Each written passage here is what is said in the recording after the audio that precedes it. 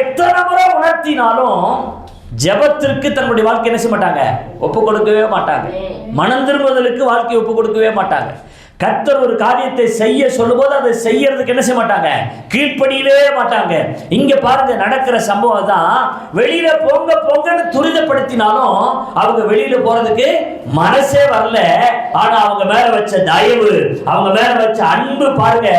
அவங்க ஜெபிக்கலனாலும் மனம் திரும்பலனாலும் அவங்க அதை செய்யலனா கூட ஆண்டவர் அவங்க மேல வச்ச தயவினால அன்பினால அந்த தூதர்கள் என்ன செய்யறாங்களா, அவர்கள் கையை பிடித்து கொண்டு அந்த பட்டணத்தை விட்டு சீக்கிரமாக அழைத்து கொண்டு போய் வெளியே விடுகிற ஒரு அனுபவத்தை பார்க்கிறோம். பல நேரத்தில் பாருங்க, நம்ம ஜெபிக்கிறனாலும் ஆண்டவரை ஆராதிக்கிறனாலும் ஆண்டவருடைய ஊழியத்தை செய்கிறனாலும் அவர் நம்மேல் வைத்த அன்பு உண்மையானதாக இருக்கிறபடினாலே, அவர் நம்மேல் வைத்த கிருபை பெரிதாக இருக்கிறபடினாலே பல நேரத்தில் அவர் நம்மை காப்பாற்றுகிற தெய்வமாக இருக்கிறார். அவர் நம்மை ஆசீர்வதிக்கிற தெய்வமாக இருக்கிறார்.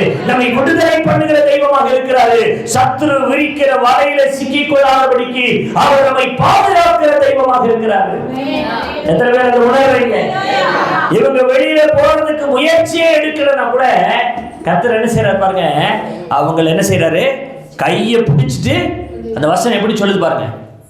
அவன் தாமதித்துக் கொண்டிருக்கும் போது, அதை பத்தின வெளிப்பாடு அவங்களுக்கு இல்ல, அதை பத்தின உணர்வு அவங்களுக்கு இல்ல.